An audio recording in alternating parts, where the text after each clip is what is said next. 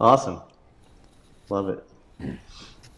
So I clicked go live. So If the sound from if I have to close my windows, let me know. okay.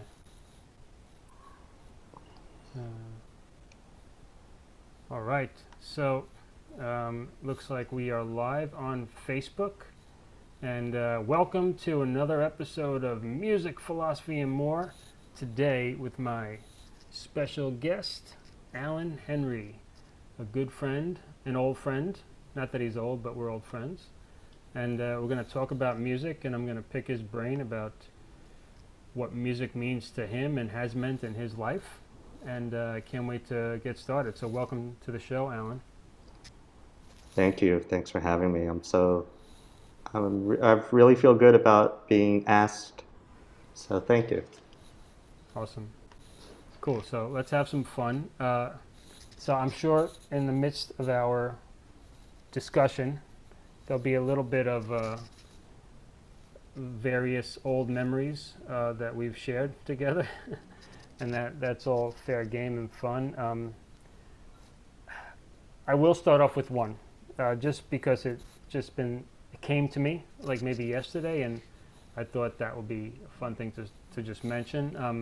Do you remember when we went to see Smashing Pumpkins at Hammerstein Ballroom together? I think it was Hammerstein, wasn't it? I think, wait, so this might have been a show that I didn't even actually go to see. So I remember I was supposed to go see Smashing Pumpkins, and I bought tickets from a scalper, and the tickets were fake, Oh, really? and I didn't get in. Maybe did we see them together? Yes, definitely. And Oh, you got the tickets, and then I remember I paid for them when I met you on the line, and they were real. Maybe Hammerstein's not the right one. I think it was. It was yeah, I like don't think it was Hammerstein. Midtown, Okay, Rockefellers. Radio City, maybe, or Madison Square Garden. No, it wasn't. It could have been Radio City. Um, so anyway, if maybe some will jog our memory. So Tommy Z is watching. Hey, Tommy. He says hi, Alan. Hi, Tommy. All right, so let's dive into some questions. So, Alan, can you remember what it was that got you into enjoying music in the first place? Any earliest Um, memories or anything along those lines? I think so. I grew When I was a kid, I was very overly conscious of what is considered masculine and what is considered feminine. And so I kind of suppressed my enjoyment of music, believing that that's feminine. Um, but I guess at some stage in my life, I realized that's completely, like, I don't know where my head was going with that. And I liked like Bon Jovi, Living on a Prayer. I remember when that was out. I remember, just earworms, songs that were earworms, um, and just really feeling moved by what music, how emotions can be expressed through music. Um, was So I was very moved by music, and one of my earliest favorite bands was Guns N' Roses, and I saw them, believe it or not, in 1991 at 11 years old, Wow. which is just incredibly weird. But Yeah. and Soundgarden opened up for them, Wow. and I didn't like Soundgarden at the time. I kind of booed them off stage. I wouldn't Um, have liked them either, no. but Guns N' Roses, I couldn't believe what I was seeing in front of me when, like, just Axl running out and Duff, just Slash, the whole thing. Gilby Clarke was in the band at the time instead of Izzy, and it was great. It was like it was so alive. So I think, yeah, I liked music from that point on. I really, really liked music. Hmm. Yeah. Wow. And so 11, we possibly got into it before 11, or like Bon Jovi, or you think it was kind of 11 you said, I like music? No, I liked it before. I liked, I had older siblings, so I Oh, was right, right. introduced to music through them. And I liked, my first cassette was MC Hammer, Please Hammer, Don't Hurt 'Em. Thank you. Yeah, yeah. And then my second one was Gerardo with Rico Suave. Oh, So, good. so I didn't let taste get in my way. No. Or shame. Or shame, or shame. I got Nelson After the Rain. I Oh, got, man. I got a lot of stuff that people would not believe. I was debating getting Wilson Phillips at the time, very, very close to. Uh-huh. See if I had my allowance would allow me to do it, and just yeah. I remember going to the Wiz and looking at cassettes, and it seemed like such an important thing to choose which thing you would come home with. Yeah, think about the limited resources you had to choose like maybe one of from all these huge selection, right? Yep, yep, yep. Oh, So yeah, I remember those days. it was fun though. It was so much fun. Um, Mm-hmm. because it was like probably what like buying a book is like. It was the same way. Mm-hmm. Having a hardcover book and reading it, and like, oh, I got this book. Yeah. So, Let me just chime in and say hello to Josh Salant. He's checking out. He's hanging out with us. And Tommy Zavitas hi, says Josh. Says that he's jealous that you saw, or envious that you saw Guns N' Roses. Did you say and Metallica or just Guns N' Roses at that? Well, I went to that show too. Wow. I went to the tour with Guns N' Roses, Metallica, and Faith No More. Mm. I think that was 90. That was probably 92, like pretty much. And both shows, Guns N' Roses were 2 hours late on stage. So, and Metallica blew me away. I didn't know Metallica at the time. Wow. Yeah. Unbelievable. So good shows. I've been to good shows. That's yeah. Yeah. That's quite a way to start off your music life, if you want to call it that. You know. Yeah, yeah. Tommy says yes. Uh, yeah. So yeah, both Josh and Tommy have been on the show, and maybe one day we could do a big hang. You know, a live That'd be hang. That great. might be fun.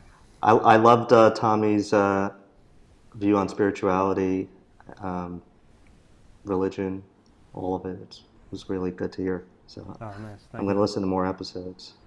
Sweet. Thanks. And I have a friend from Brazil who just liked the video, so that's cool. We're getting international here. Yes. So let's see. What other question do I got for you? Okay. So I think you gave us an idea, but what were some of your favorite bands growing up besides MC Hammer? So yeah, MC Hammer. Uh, Definitely didn't buy the album after Please Hammer Don't Hurt 'Em.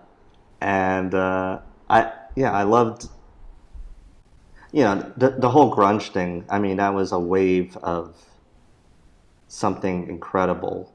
And if you heard of Rick Beato, he talked about 1991 and what a crazy time it was for I saw that releases. video. Yeah, I saw that video. Yeah, and there was Nirvana, and there was Guns N' Roses, and there was yeah, Smashing Pumpkins and Pearl Jam, So and awesome. it was just like a real wave, and it was great that I think that was a time I was old enough to really enjoy music and to like feel like pre-adolescence. So I just thought it was such a great time for music, and it was really influential to me. It was really powerful, really like just private. It was very private, It felt very personal. Hmm. It felt like you were being spoken to by the artists, reading the lyrics in the album art. It was really, it sounds so like old time-ish, but it really was different. Yeah, I know that's definitely true, and it is true. Like Rick Beato kind of gets at that point. He's like, if you didn't grow up in that time, you really would be hard for you to understand how exciting it was to be in a band or to go see a band, or how limited uh, our choices were, and how precious each CD or record was, because you had to spend your hard-earned money. You had to wait. Like if your favorite Hmm. band was Metallica or Guns, you're waiting, and then all of a sudden it comes out. It's a huge deal, you know. Yeah, yeah. I remember when the Illusions came out, I was already waiting for them Hmm. and buying Illusion 2 because of You Could Be Mine was the first single. And then my friend got Illusion 1, and it was just, it was fun. It was a lot of fun. Yeah. So, Guns N' Roses, Metallica, Smashing Pumpkins. Did you? I don't know if you mentioned it just now, and I didn't hear it. Did you say Nirvana? Yeah, Nirvana was definitely, Nirvana was, Kurt Cobain was like just a symbol of cool, the whole, the grunge thing was really, he's the face of that. And it was really, yeah, it was just like a way of being that was presented to us. And I think, I think we look for that growing up. We look for that. And, what happened to him was really tragic. And what happened to a lot of the musicians at that time is tragic. Hmm. And that's an interesting story in and of itself, how the symbols are and what's the reality behind those symbols. But Yeah. Oh, yeah. I could really go in. We could really go deep on, someone like Chris Cornell and how mhm, his path unfolded, and you would think that he would might be mildly happy, and it wasn't the case. yeah, yeah. And then I also, love folk music. And got into through my sister Simon and Garfunkel and Paul Simon and um, even like Jim Croce and even James Taylor and even those people at a young age, like 12, 13 years old, Hmm. being introduced to this, and the Beatles obviously, and um, and that's like a like music that like you just hold to your heart. You know, it's kind of like it's like a it's a comfort. Yeah. So that's a different feel completely. Yeah. Yeah. That's more of a. It's more kind of soul healing. It's all. I mean, it's that's kind of ego-based music too, in a sense, but it's a little bit more about the journey, than the party. Is that fair to say? Yeah, it's inward. It's more inward, Right. and it's more. It's definitely more private. It's hard to listen to with other people even. True. It almost doesn't make sense to. Right. Yeah.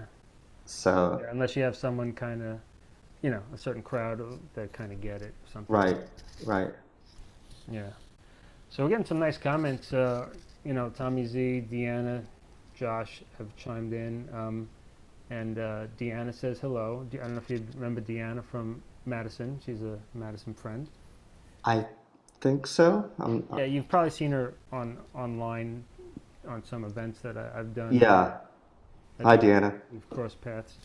And she just had a beautiful new baby quite recently, and they're cute. Congratulations. And so Tommy Z mentions Kurt Cobain passed away 27 years yesterday.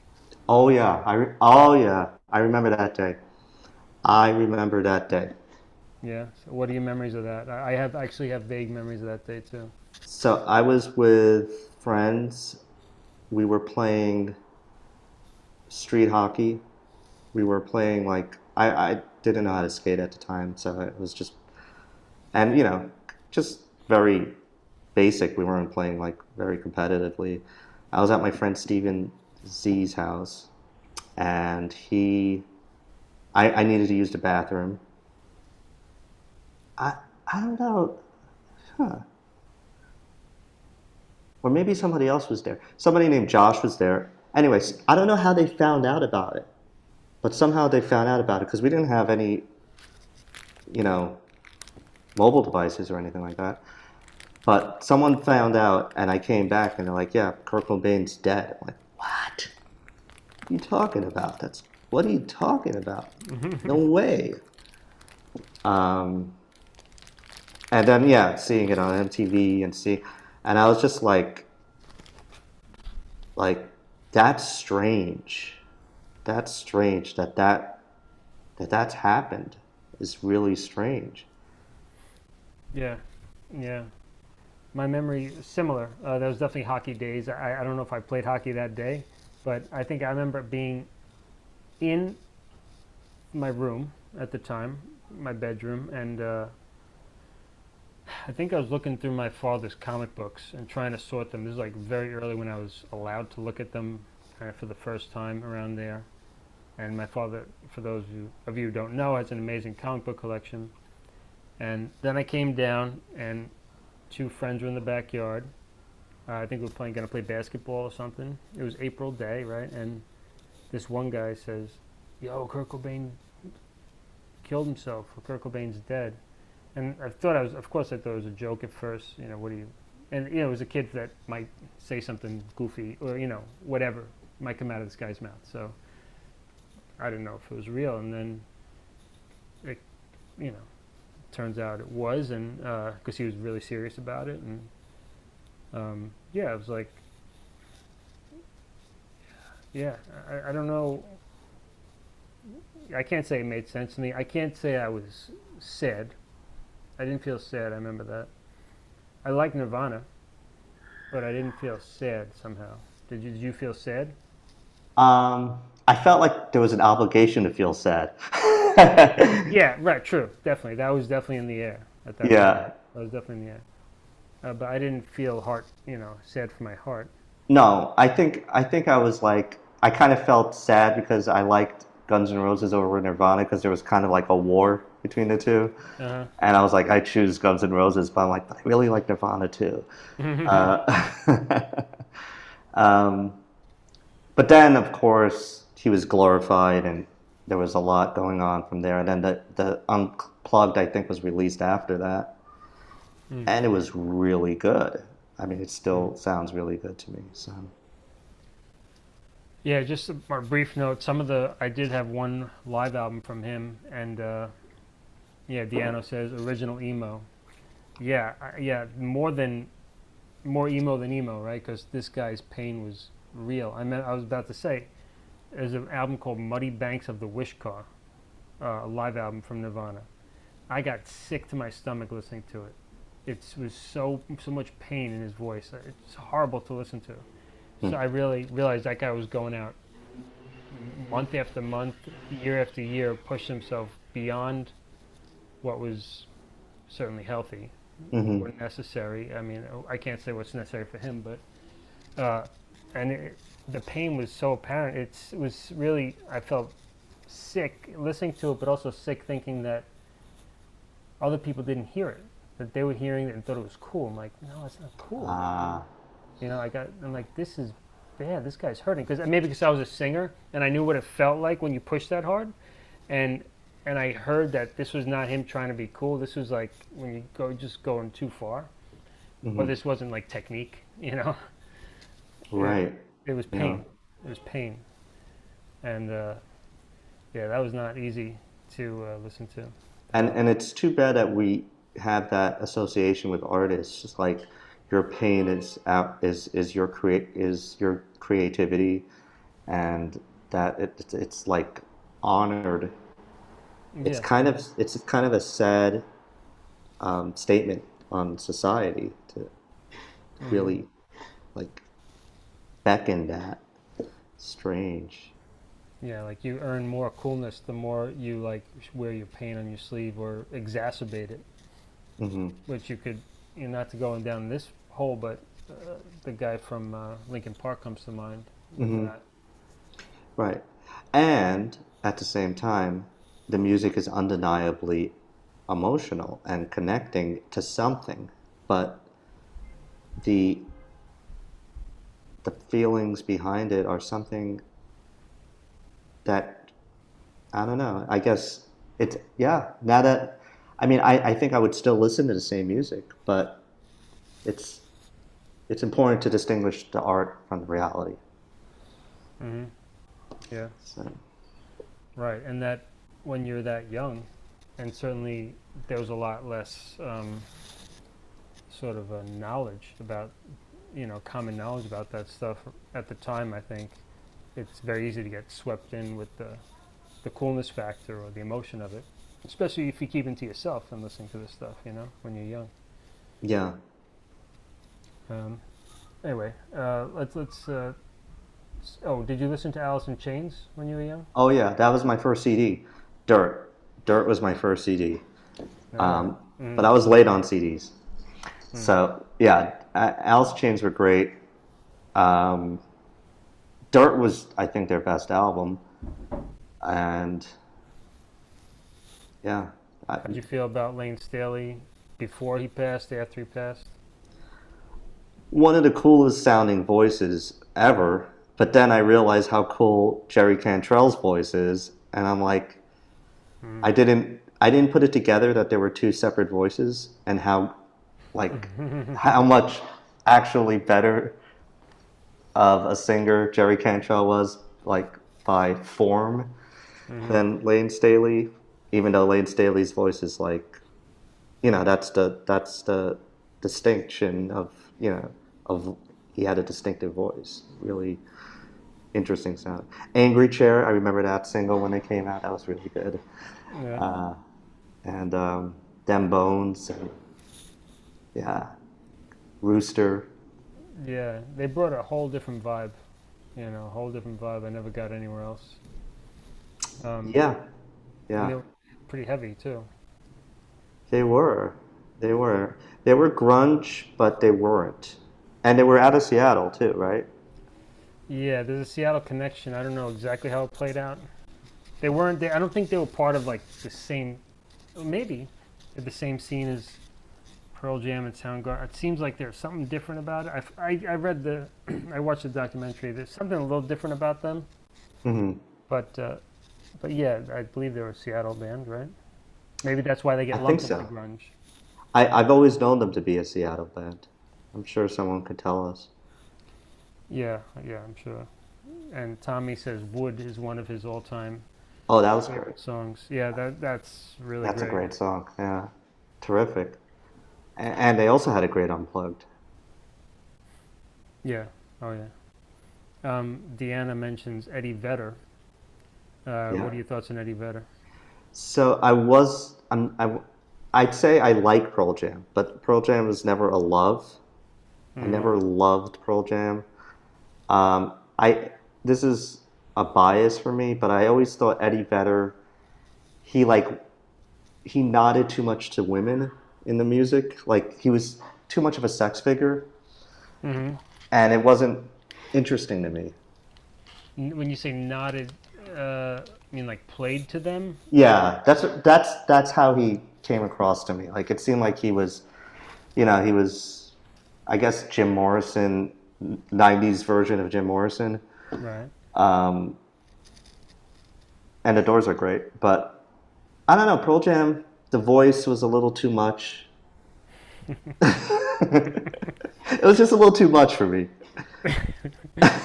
Oh, I get it. I'm laughing because I know uh, some people love Eddie Vedder and Pearl Jam.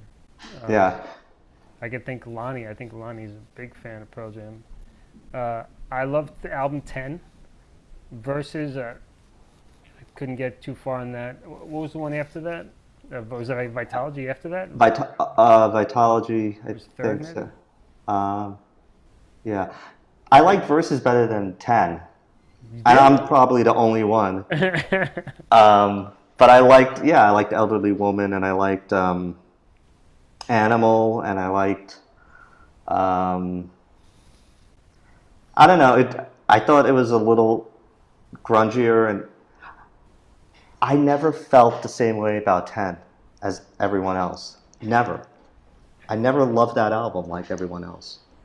I get it. I think it just hit me at the right time. I heard it when it was brand new, I think, and I was like, this song Alive. I'm like, what the heck is that? I'm like, oh, Yeah. I'm still alive. I'm like, yeah, me too. And then even Flow, I'm like, I don't think I knew about Hendrix quite yet, but I'm like, yeah, this is a cool guitar sound. This guy's gonna jump off the roof here. Those were cool videos. A Yeah, live video was great. Yeah, yeah, yeah. so yeah, I got that album. I really liked it. Definitely, I love the song Alive, and And Jeremy was another yeah, one. Jeremy was catchy in its own way. Yeah. Um, yeah, but Versus, I love Animal. I think it's a great song. That's on. Daughter was a great song. Yeah, that would be playing to the women in a weird way, Oh right? yeah. Yeah, I thought so. I yeah, mean, but that's rock and roll, you know. yeah. And I mean, I like it because he was doing something different, whether it Yeah. was calculated or not.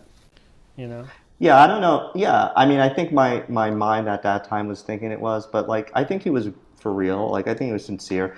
I just thought like, I was also into metal, and metal was a refuge from like, the boppy stuff. So like when people were starting to get like all adorable about Eddie Vedder, I was just like, yeah, that's not what music should be. There's no shoulds, but that was my experience. So Yeah, yeah, definitely. And I mean, to his credit, he didn't like that. He didn't like it when people started fawning over him. He became reclusive in a way. I right, think that's what I hear. But yeah, his voice is similar to Cantrell. Not that it sounds similar, but it's unique. When I used to listen to it, because I came from the heavy metal school. One of my favorite singers of all time is Bruce Dickinson, and Michael Kisk from Halloween. So I heard his voice, Eddie Vedder. I'm like, this doesn't sound in tune to me. you know? I really felt that. I'm like, those notes aren't in tune. Sure, Eddie. But I guess that's just the notes he wanted to put in there. so I would never have had as distinct of an ear to know that, but I guess I could tell what you're saying at this point because I play and sing too, but not in tune. um, yeah, but yeah, uh, Pearl Jam was cool. Pearl Jam was cool, just not my thing. And there was such a deep dive for Pearl Jam, and I was just like, I'm not diving. I'm not going that deep. Yeah, I totally get it. Yeah, we can go on and on about bands. When I you should say mentioned, Smashing Pumpkins. That was an important band for me for some reason, and for I what? still can't spot why. When I think about Smashing Pumpkins, you're one of the people I think of first. That's right. And our friend Justin said the same thing.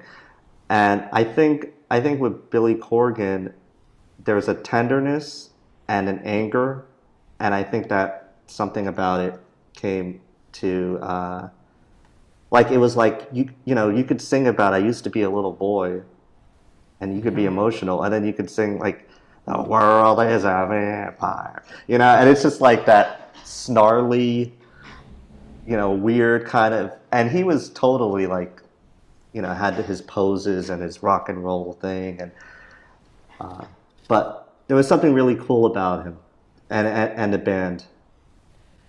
Yeah. Oh yeah. Yeah. I the other night, last week or something, I woke up. I've been sleeping on the floor lately for my back, just doing an experiment, and more or less helps. But I woke up clear as a bell.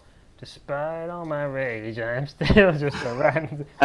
Loud in my head when I woke up, playing That's over and over odd. again when I went to the bathroom. Like, okay. Uh, Yeah, I actually got into Smashing Pumpkins through my first girlfriend. I might have told you Oh that. yes, I didn't know she was a fan. Okay. Yeah, yeah, she was. So, and we would listen to Melancholy Infinite Sadness at her house, What an album! you know? What an album! Now you talk about a great album and a '90s album. Yeah. 28 songs, a double album. You had Tonight Tonight. You had Bullet with Butterfly Wings. You had, and then all these songs that were part of the album were great. All of them, like pretty much all of them. Yeah, they all were a great experience that contributed to the overall feel of the album, right? They all were appropriate for the album. They were all, yeah, they were all appropriate, and the album just seemed like it was like this is so serious. Like it was like I don't know. Seemed like a Tolstoy of music. Like it just seemed like so like this is drama. This is real drama. Right, and you get the lyrics that seem like, wow, who has the balls to write about this stuff? And then those drawings that go with it. Yeah, the drawings and the cats and the and like the woman with the star and then the melancholy intro and you're like, ooh, that's sad sounding. That's Yeah, really, really sad. You delivered. There is that Melancholy sadness. and the infinite sadness. Yeah. Well, I think my disappointment, I got over it because I just learned to accept them for who they were, but they just sounded soft to me. It wasn't soft rock. It was like they're like soft metal, kind of, right? That almost fair to say? That's I think they have a thin sound. And round. It's very round to me. Yeah, yeah. I think there's like a tinniness to their sound, and I don't know. This distortion sounds weird. Um, yeah, his vocals are they're just no one sounds like that. No one. Like, No, no. and it's amazing he got away with it almost Like a whiny kid, right? like a whiny kid. Whiny kid, whiny adolescent, basically, right? But what does that say? Like that was speaking to my heart. That was speaking to a lot of people's hearts. Yeah, yeah, for sure. It was. Yeah. Um, oh yeah, so about that 1991 period that Rick Beato speaks about, I definitely want to, as my listeners may know, I've been writing my autobiography, and as I've discussed with you, and one of the ways I get to remember years that are hard to remember, right? Like when you're a kid, is through albums and through pop Yeah. culture and what For movies sure. came out, what TV shows are on. So, sure. Yeah, that 1991 time period, Rick Beato helped illuminate why it was so exciting at that moment.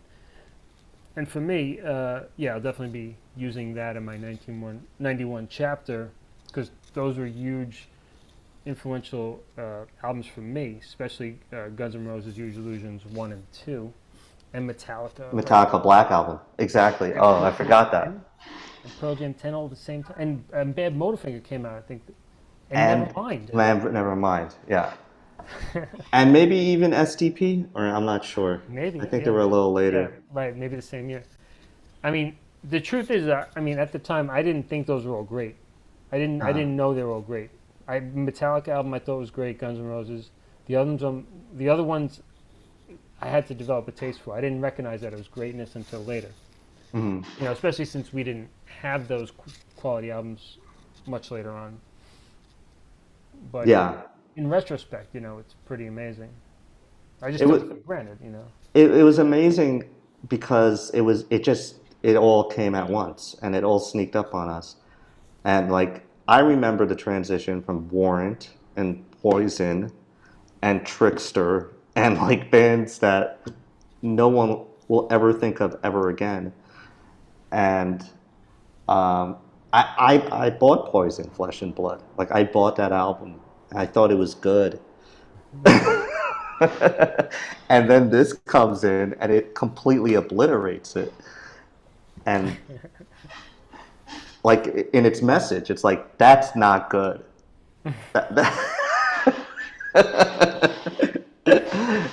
That's like the message.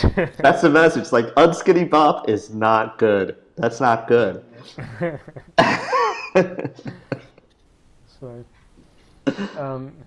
yeah, I was never a Poison fan. Now I bought a Poison cassette tape for $2 last summer, and I could listen to it. You know, it's an experience that for me it's nostalgic, but Right, right. it's kind of a false nostalgia because I didn't actually listen to it when I was young. But you knew of it. Right, yeah, and it sounds from the time period. Let's see, what other question do I have for you? So you told me when you started listening to music, kind of you got into it more along the lines around 11, but you were listening to it before that? Yeah, yeah. Like that? Aware of popular music, like New Kids on the Block. Like I thought that was good. I thought it sounded good. Well, it did sound good. Yeah, it still sounds good. It still sounds good. So, but I was ashamed. I was like, oh, I can't say that. I remember my younger sister loved them. So how would you describe, I don't know, as grandiose or as simple as you want, how would you describe the influence that music has had in your life in general? I think, let me take a sip. Well, I learned to play guitar at 15 years old, and I think that was important because I could kind of like weigh in on what is music, you know, and understand to some like basic idea of what music is. So it's one of the few things that I guess I like I can actually think of myself as a guitar player. It took a long time for that to happen, very long, for me to feel that way about playing. So it's expression, and it's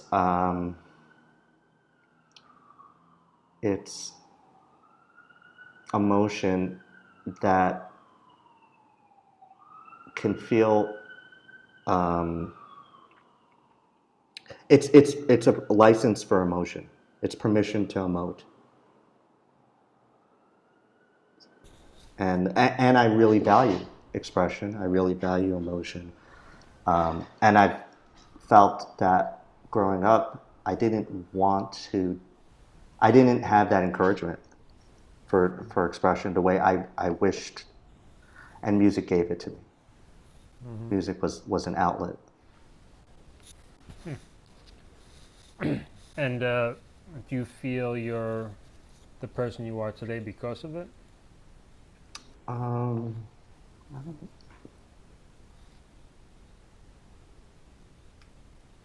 Yeah, I guess so, because if you were to ask me if I'm a bigger music fan or a sports fan, I'd say I'm a bigger music fan, which doesn't mean you have to be one or the other, but I guess I would say it's something I like. I'm in a room for music, you know. I'm going to be in the room when there's music. I want to listen to it. I've jammed with a few people. I like the whole thing. I like the whole feeling. I like the story behind music, the story about these legendary bands and whatnot, and live performances. So yeah, I have a keen interest in music, real kind of wanting music, you know, mm-hmm. and feeling music. So I wrote a Kindle book or ebook. I'm working on the paperback called Music for Health. It's all about the relationship of understanding what you're listening to and what kind of vibrations it has. And I divide it into healthy music, unhealthy music, and gray area. So some music you can clearly feel has a good vibe, and some is clearly toxic. Mm-hmm. And I would say the majority of music we're exposed to in pop culture, for example, for sure, is kind of gray area. So it's like you may you might take it the wrong way, or you could just listen to it for what it is and get some good things out of it, even though it might not be inherently a good message or something. Mm. So, how important do you think it is to be aware of that? Well, I mean, it kind of brings me back to like how when we were growing up, there was like that MTV like parental, parental advisory, explicit lyrics, right? And like Tipper Gore, even though I didn't know it was Tipper Gore at the time, was trying to like stop certain music, and there was this whole censorship, and then there was this flag of like free expression in music, and rock and roll was like a symbol like that. I believe in free expression, so to that extent, I don't know if I'm answering your question, but I'm answering a question in my head about it. Like, I think that's important. I think it's important to have room for it, but but to also consider its impact on health and an impact on values without like having any kind of this enforcement or this censorship about it, because we're going to be moved for whatever reasons by certain styles of music. Culturally, we're going to be moved by it. Growing up in the 90s, it was a culture in America, right? Mm-hmm. But yeah, I think music can be proactive in helping people with mental health, um, and positivity. And I think I've never thought of it that way, but it's an interesting thing to think about. Mm-hmm. Cool. Yeah, uh, what inspired that book or that message was, I listened to a lot of heavy stuff and a lot of angry stuff, and I was always willing to push the envelope just to kind of experiment with, listening to things that could be considered satanic or whatever. And and then I became a teacher, and I'm teaching a lot of young people too about music, and some of my favorite guitar riffs and stuff come from heavy metal bands, and I would want to show them, Mm-hmm. and then not even and even going not extreme, but like Metallica, Megadeth. Negative, I yeah. would hesitate certainly to show them Megadeth if they're not a teenager, or to show a 6-year-old Metallica if I can control it and say this is a Metallica riff and just show them it and they play it. But then if they go research Metallica, you know, It sounds dark. yeah, The riff sounds dark. for a 6-year-old, the words and the messaging, I don't exactly think it's necessary or wise to expose them to it. It's not wrong if a parent chooses that, but as a teacher, I didn't know if that's what I wanted to do. Because I felt a lot of my heroes growing up kind of misled me. Of course, not on purpose, but the people I consider role models weren't living the life that I wanted for myself ultimately, right? Right. I didn't think it was actually healthy to be like so and so. So anyway, this became an important point to me. I purged my library at some point. I threw out a lot of music. Hmm. And then I begin to let it back in slowly but surely.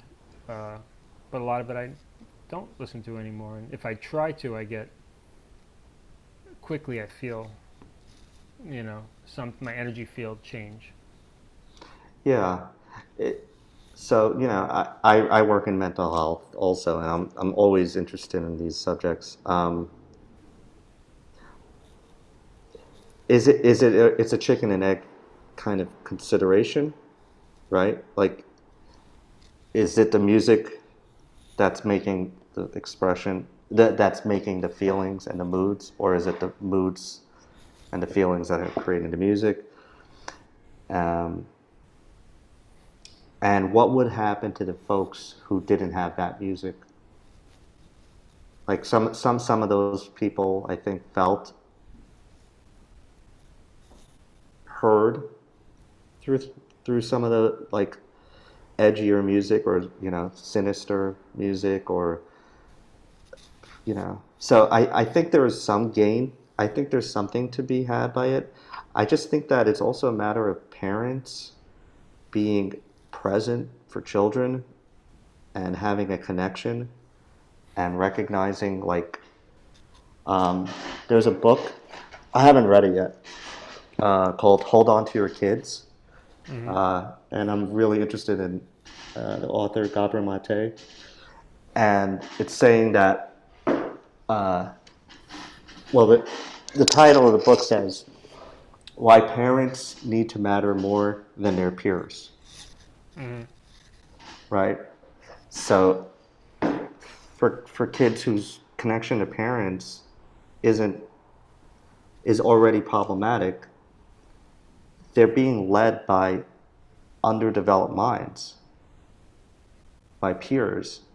And is it the music, or is it really because of the connection?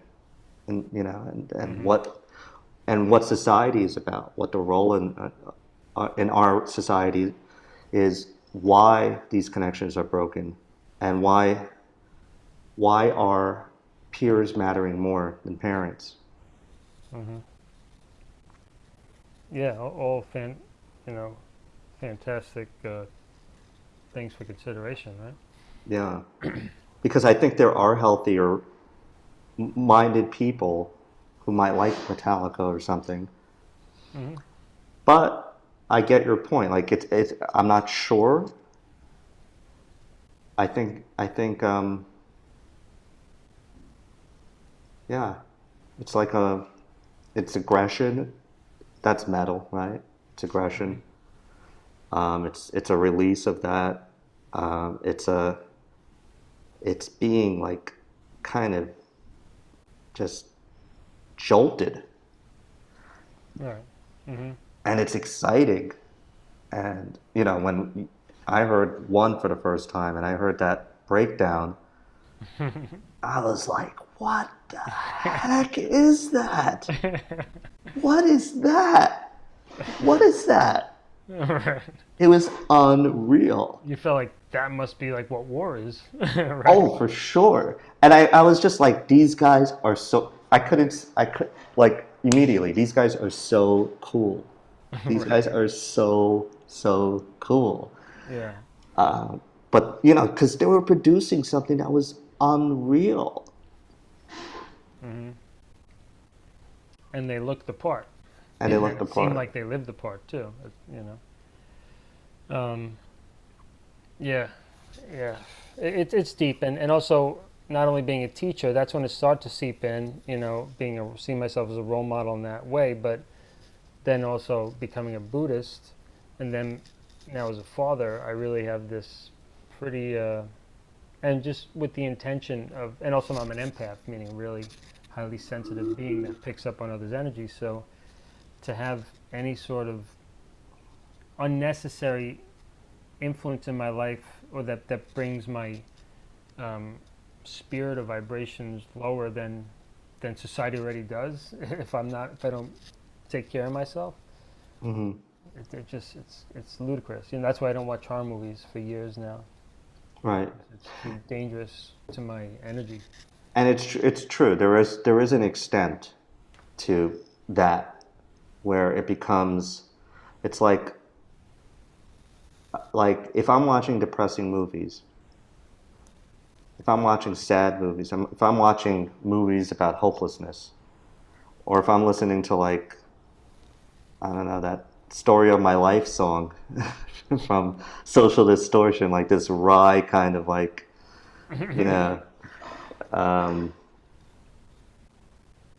it's kind of like reinforcing. It's being it's stewing. Yeah, So like a negative feedback loop, really. yeah. That's fascinating, which is a trap, right? And it slowly spirals you down. So it's so fascinating, almost like an opiate or something. Slowly. Think of like listening to The Cure on loop for a week or a month, or the Smiths, right? it's fun, but then you're like, this is fun, and yeah, the world sucks actually, and and I'm always gonna be alone. But it also begs the question, what's happening inside of me that's making me want to hear that? Right. So you have to be awake enough to hear that question. Right, right, Heart has to be open. right. Yeah, your heart has to be open, and and you have to be curious. Hmm. You have to find some curiosity in that Yeah. and To say, the what's truth. going on for me? Why am Hmm. I singing these songs or playing these songs um, or identifying myself with it? Hmm. Yeah, it's fascinating. I mean, I love music in all its wild forms, but it's good to be aware of it, of its power, essentially. It's very powerful. Um, so I have a question here, which is, can you say a little bit about the power of music in general? I think we just did, unless you have something to add to that. Oh, who's asking it? Is it Tommy? It sounds like a No, no, Tommy no. question. This is a prepared question. Oh, okay. Okay. Yeah, I think it's powerful. Guitar distortion is powerful. You know, hitting it, drums and like sonic stuff is powerful. It's all encompassing. Yeah, it really is. And for a lot of stuff that's not powerful, like in terms of volume or heaviness or something, the softest, gentlest strings could be super powerful to our spirit. You know. Yeah. And you're I've always tipped my hat to you with you've introduced me to music concepts and theories and contrast and all these things that music does and why it's an art form. Like some would say it's similar to painting and like or a visual art because you have these ways of suspense and these ways of creating you know a a switch in your mood and a pace and so that's pretty amazing that sounds can do that, that music can create moods. Hmm. It's it's amazing. Yeah, that it can affect our whole body chemistry in a way. Yeah. And some say, like what it says behind you, that's why our hearts have beats. It's a biorhythmic stuff. Yeah, we're our energy is being altered, being soothed or jolted. Um, that's Hmm. power. That's very powerful. Right. Essentially manipulated. Right. It is manipulated for sure. Yeah, you Yeah. can't listen to Nine Inch Nails and not and be happy. Nope. No. And I would, as a Or Halloween fan myself, I would say not be there's angry. certain Halloween songs you can't listen to and not feel joyful, or various artists, Right, right. But yeah, yeah, it's made. There's one artist. Actually, he's a healer, and he does energy work. His name is Lee Harris. He's kind of a phenom in a sense right now. He's all over Facebook and YouTube, and I just participated in one of his programs, which led me to another cool program. And he put out, so mainly he was a kind of a frustrated musician, and he somehow got into this work of channeling. So he channels guides, galactic beings, and he gives people guidance based on that. And he's himself, but he also channels these beings, and his vibe is excellent, and a lot of people are attracted to him. And he also, but he was a frustrated musician, and a few years ago, it dawned on him that as successful as he was becoming in this sort of self-help, spiritual guidance world, and he was and is, he still felt the music component has to come in, otherwise his soul's gonna be crushed. And so he put out an album. It took a long time, I think 5 years or something to get this album together, or maybe it wasn't working for 5 years, but gestating, and just then he just put it out. It's called Awaken, and by Lee Harris, and there's a few songs on there that is part of some of the healing work. That the first few times I heard it, like I almost resisted it, even though it's my type of music. I resisted it, like, all right. And then by the end of it, it's like, boom! I'm like, You're emotional. pouring and like 3 times the same song, just my eyes just like pouring tears. Like I just can't help it. It just hits that spot, and like you're saying, it's just so incredible how whatever manipulation of sound can produce that effect on people. Right. And often at the same time, at the same point of the song. It's kind of fascinating. Well, yeah, I like to think of like the musicians like Paul McCartney. When you hear something about the way he, develops his music. Hey, Kai. I feel very, very emotional from listening to Paul McCartney. There's when I hear "Let It Be," there's something. And I know it's like the basic chord progression or whatever, but the melody and the feeling is. There's just certain artists that do that. James Taylor's like that to me too. Like I could get very emotional listening to him, and Paul Simon. Mm-hmm. Yeah, for sure. Yeah, there are some of these artists that have that magical connection with so many people. I'm gonna just cut a piece of floss for him because he needs to know how long it is. This one, okay? Okay. So tell me. You got to get the swords. You got to try the swords. I love the swords. Okay. The Yoko uses them. Yeah, my wife uses them. A little bit. Okay, that's good, Kai. You want to cut it? Yep, please cut it. Yeah, we're a flossing household because we'll have some gum and teeth issues despite eating healthy. It's in our genes, perhaps. Mm. Are you going to floss for everybody in TV land, or are you going to floss somewhere else? Okay, yeah, floss somewhere else, thanks. Okay. Thanks, Kai. Right. Bye, Kai. Alan says bye. I think I might actually floss him right now off camera. So can you tell the audience? How many are there in the audience? Live right now, not many, but 4. All right. Hello, guys. Yeah, please feel free to share comments. Please feel free to share this on your page right now. I know our energy kind of dipped a little bit, but we're still here. And Alan's about to tell you what are some of the fondest memories of live music that you have. Oh, yeah. Okay. So I already got into the GNR. That was my first concert, 1991. I think it may even been pre-Illusion. No, it was Illusion. It was Illusion. Yeah, because Gilby was in the band and Izzy. Do you remember any of the songs they played? Because then you would. You know what they started with? It's So Easy. It was like just doom doom doom doom doom doom doom doom doom doom doom doom.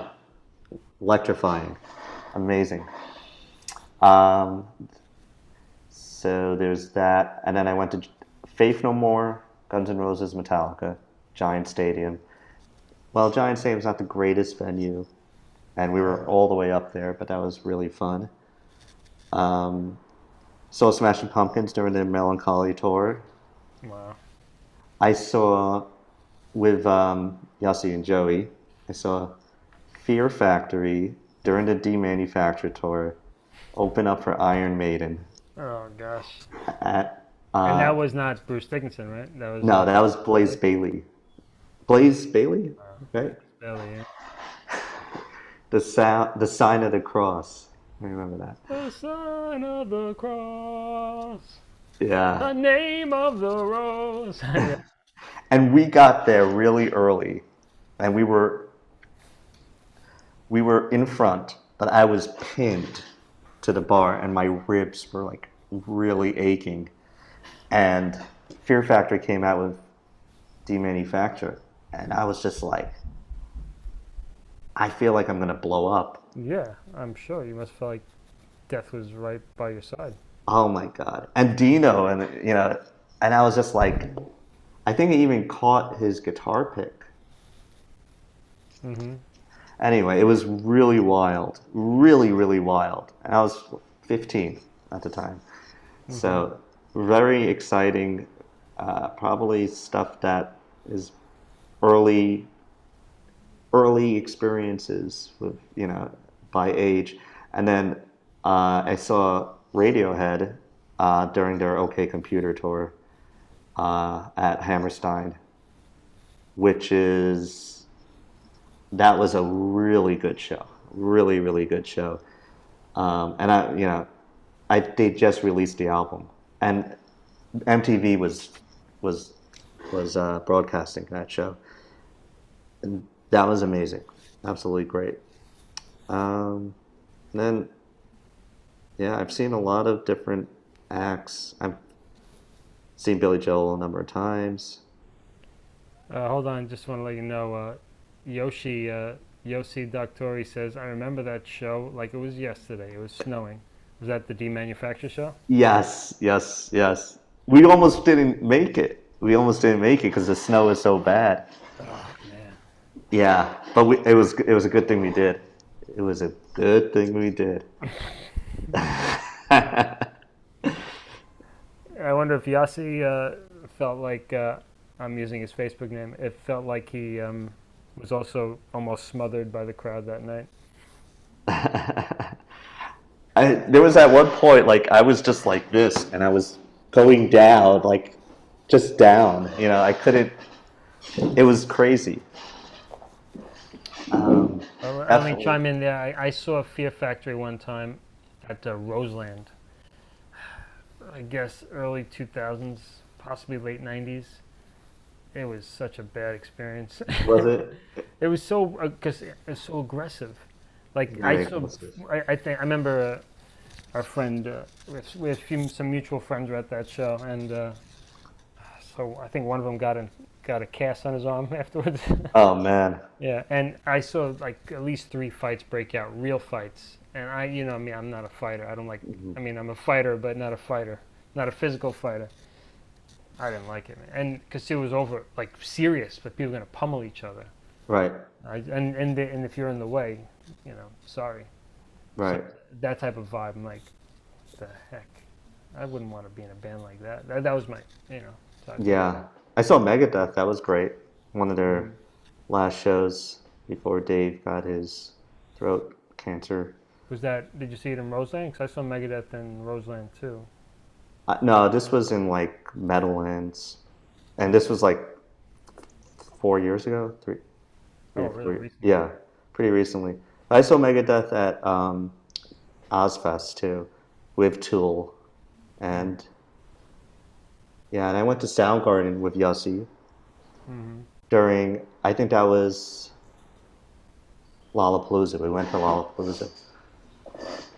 And we saw Soundgarden, yeah, and Beastie Boys, and who else? I don't know. Wu-Tang Clan. They were over there. Yeah, it was pretty weird. Pretty weird time, like where all these things were blending. And I saw Ozzy a number of times, and Oh yeah. everything was just blending. Yeah. I think that was cool about the '90s, rock and hip hop, and like things were kind of blending a little more. Yeah, I see what you mean. Yeah, I think that definitely wasn't happening like that in the 80s. No. Now it happens quite a lot of blending, but Yeah. it's also just a very different world now. Yeah. I saw Halloween in Coney Island High. Wow. When I right before I turned 18, and Wow. it was tight. Have you ever been to Coney Island High? I have. It's a tight club, and it was jam packed, and there was maybe like 5 Americans there, and Oh, wow. then a lot of other people from other countries. I don't know which ones, but it was filled with guy sweat, and and the fumes that come with it. Like shirts were off, you know, and no one cared that they were like getting real close and personal on your physique. Screaming screaming every word of the song, whether it's right or wrong, and the band was blaring loud, it's like punishingly loud. But I remember looking at Michael Weeketh, one of the guitarists, the guy who looks a little bit like Pete Steele, if you know him. And he looks so. It was like this, like he kind of his persona. I guess it's his thing. He comes out on the stage, he looks so bored, like. Another night to be here playing in front of these jerks, right? And then it goes on, and the rest of the band puts their heart into it, and he's just like kind of with a cigarette coming out of his mouth. And then like the band or the crowd like screams when the singer gets him to scream. Then you see him, and he smiles. Yeah!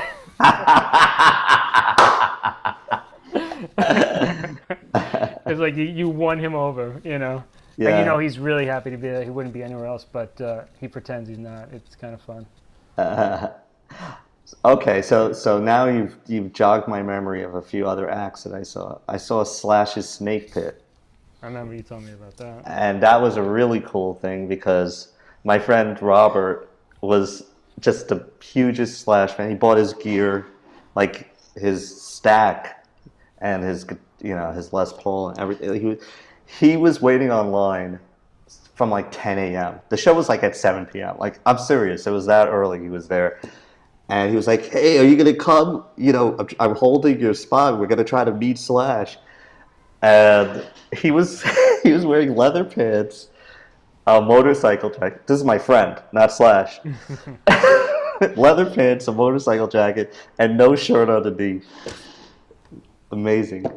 And we're waiting we're waiting online, and Slash comes out of a cab, and he's got a backwards FedEx cap, and everyone's mobbing him, and I just stood there, like probably 10 feet away. He could see me, and all the fans were kind of like, he's like, hey, make way, and he saw me, and he's like, hey, kid, and I said, hey, Slash, and it was so cool. Like, he was just really, it was just such a moment. Like, I actually connected to Slash. It was awesome.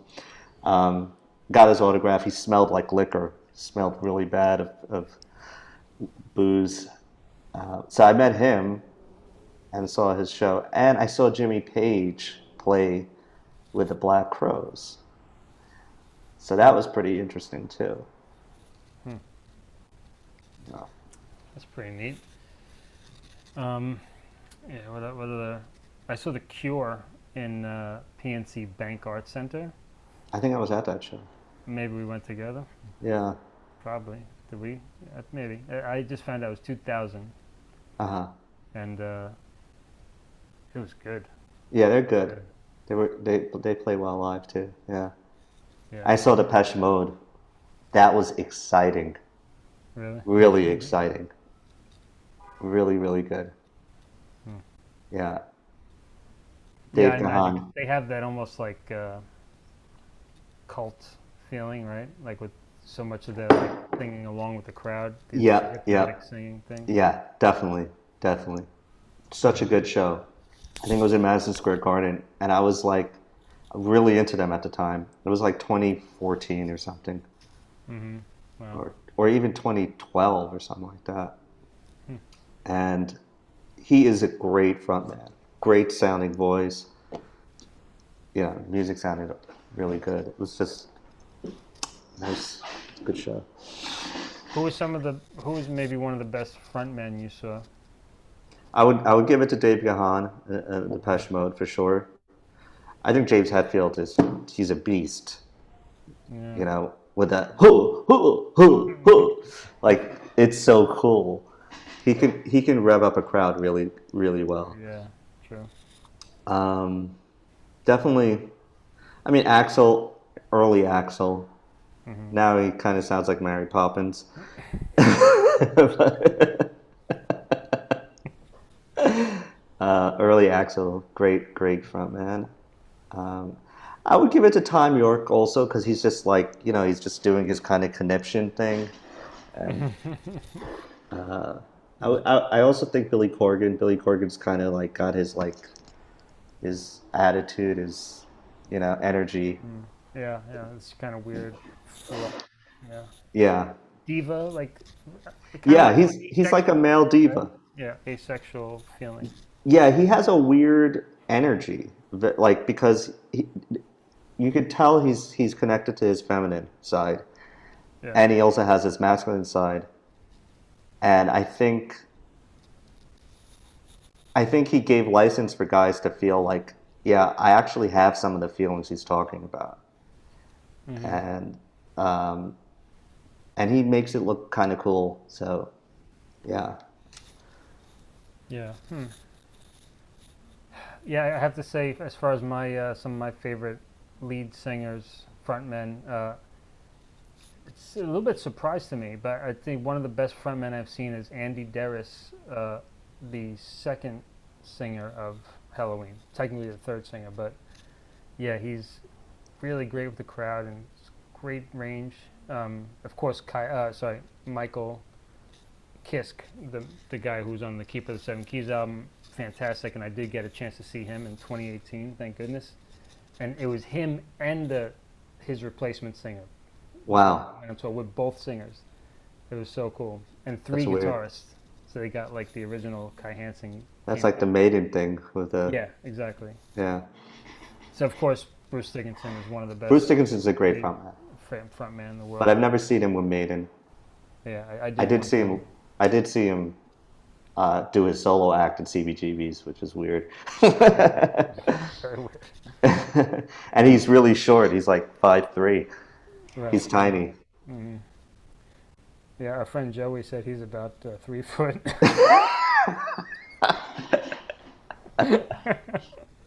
He was very nice, but I've heard him. I've heard he has a little bit of attitude, but I think he was playing at CB's and he was just feeling. Yeah, we had him sign our Maiden albums. He knows. He knows the deal. Yeah, I read his autobiography. It was really great. was it? Yeah, He likes to fly. I know that. yeah. He's an original. He's definitely an original.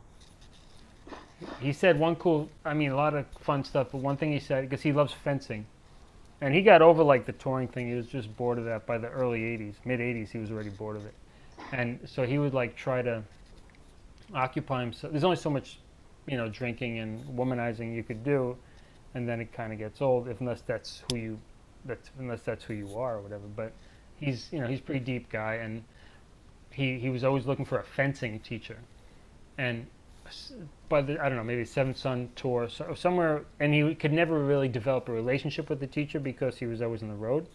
So he would always find a new teacher, and then at some point he had a period of time, 6 months, a year, to have the same teacher. And this one guy said, I think he just said, you always lead with your right hand. Why don't you try fencing with your left hand? And Bruce was like, I can't. I mean, that's my right hand is my strong hand. He goes, I think it's gonna work out for you. So he starts fencing with his left hand. And he said, all of a sudden, all the anger and like the discomfort and the frustration that it was fencing turned into this like dancing fluidity, and it was just a dance. It like all Wow.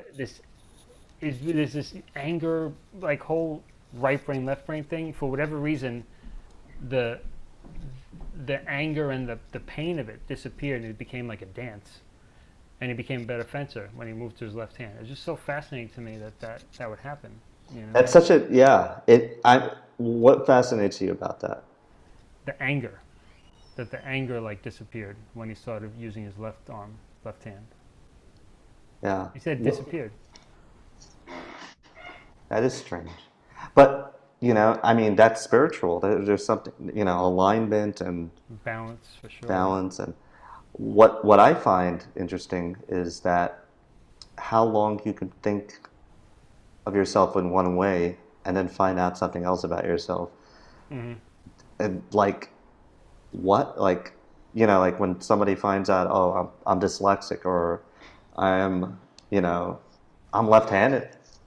Really? I'm left-handed, Right.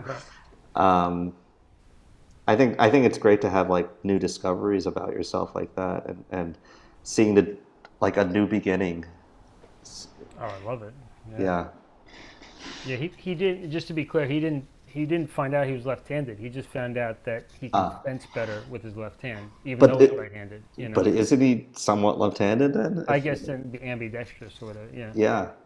Um, yeah. Something I've been doing before. Long before I read that, but as a yoga practitioner, is using my left hand a lot. I do write with my left hand often, and I almost eat with my left hand majority of the time. And it's gotten to the Meaning your point. fork. Yeah, fork or spoon. I use my left hand. I Uh-huh. generally don't use chopsticks. I can, but it's really hard. I use Uh-huh. chopsticks with my right hand, but I try to just use my left hand to be my until it feels like until it feels more natural than my right. Then I'll switch back to my right, maybe. So I Hmm. just try to like balance it out, and I really think it makes a huge difference in my life. I haven't switched my guitar upside down or anything yet, but definitely writing. I do write every day a little bit with my left hand, and it forces me to slow down and think about Interesting. what I'm going to write.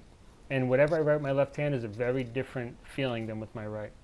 My right hand's in a hurry, and my left hand is childlike, much more from the heart, and Hmm. much more pure. And like by the time I get finished with the word, I could have wrote 5 more words or 10 more words with my right hand, but I only got that one word. So all those other words, I'm like, forget it, it's not worth it. And then I go to the next essential word with my left hand. Yeah. So it's a much more essential writing. Yeah. Yeah. So what kind of yoga do you do? Um, I don't know the name of the particular yoga I was trained in when in the early mid 2000s, I was doing yoga a lot, and I had a teacher who trained me certain techniques. But the one I do know the name of the thing I do every day, which is called the 5 Tibetans. And these are 5 practices.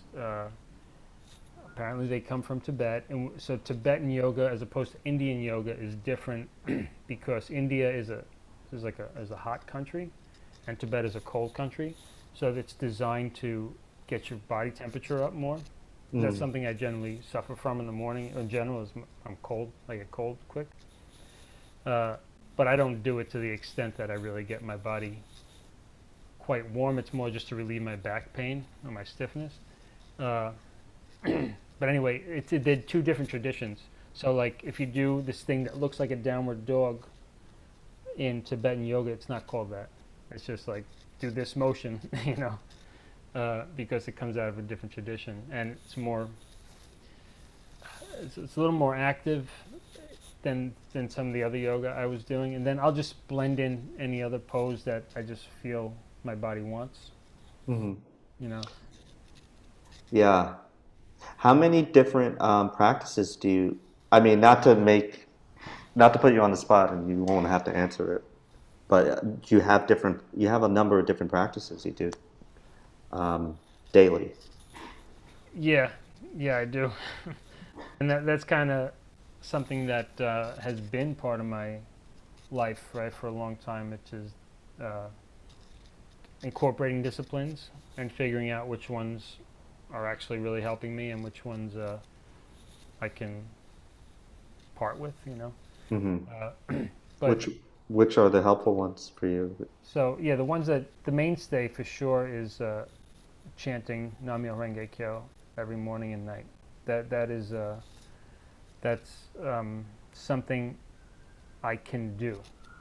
That's important that I can do it. I tried to meditate every day, and I don't think it's. I wouldn't mind if I could, but I just not naturally oriented to do it. It's my ideal. Like imagine I meditated every day, then I chanted, then I did yoga, then I had breakfast. That would be great. But I've tried that, but it's so exhausting to go through. That's a lot of different, yeah. Yeah. But isn't chanting somewhat meditation? Yeah, Seems like chanting it was. is kind of like it's both concentration and meditation, and those two are kind of different in the sense that concentration is active, meditation in a way is non-active, but it could be both, and you could think while you're chanting, it's fine. You could also just zone in on your voice and just concentrate on the sound and the smell of the incense, or the present moment. That would be ideal, I imagine. So yeah, the chanting for sure. I do a little bit yoga just because yoga / some Pilates, anything to relieve my back pain. My back hurts every single freaking day. So I do enough to feel better. That's in the morning, and then lately I've been walking around the block since the winter, and the first thing in the morning. That's good. Or That's walk nice. to the corner and back, just the first thing in the morning to get out. I'd like to put that into my, yeah, that's a good thing to do. Yeah, that's a simple one. Even if you just open the door and step out, that helps just to get that communication with reality before any electronic. Yeah, so I try not to do. I will put on a video or something that I want to watch right in the beginning of the day when I'm eating, if I choose to eat before I chant. But it'll be it'll be very selective. Just that. I won't allow myself to see any other things, no news or anything like that. Just this uplifting, like Lee Harris energy video or something like that. I also read when I eat, depending on the day. Yeah, I don't know. It sounds like a lot, but the chanting and the yoga is quite consistent. That's great. I would love to start doing yoga. I've been reading a book called The Presence Process, and it suggests this type of meditation 2 times a day for 15 minutes, and I set a timer. And it's kind of interesting. It's kind of a mantra also. So it helps just to break you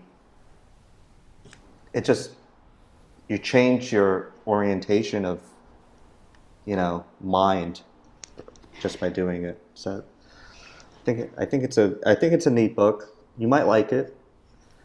The Presence Process? Yeah. And it's a 10-week course. It's like a 10-week, like each week you're going to be doing the breathing exercises twice a day, but there's also like a message that you say to yourself throughout the week. And there's and then there's just like little there's content for each chapter.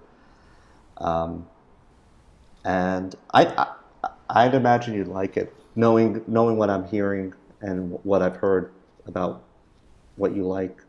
I think it's so. Yeah, I'm trying to incorporate something because I really think it's important to have something bookending. Start and end your day, and just having a constant.